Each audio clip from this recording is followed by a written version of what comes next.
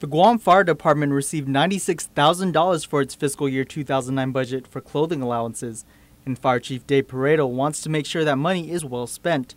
The department's Administrative Services Officer Jennifer Regis admits that for the past 18 years she's been working with GFD, employees have been spending their clothing allowance on things other than new uniforms. The chief had decided to make sure that we account for this $350 because there's an increase from the typical $200 to $350. And he wants accountability that the money's really spent as it's intended for in the law, that the $350 go to the purchase and replacements of uniforms. The fire chief yesterday issued a memorandum to all uniform personnel informing them that the allowance checks are basically for the purchase or replacement of uniforms and accessories associated to their work.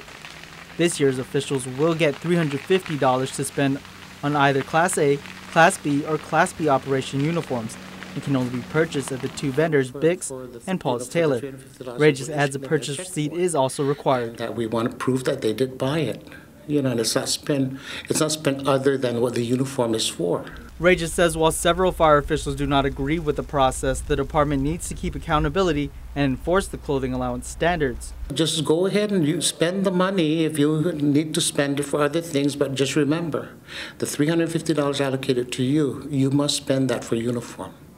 And if your uniform from last year's clothing allowance is spent to the uniform, then you can still save this and buy the shoes or whatever the accessories you need. All uniform fire officials are required to be in compliance with the uniform standards by April 1st.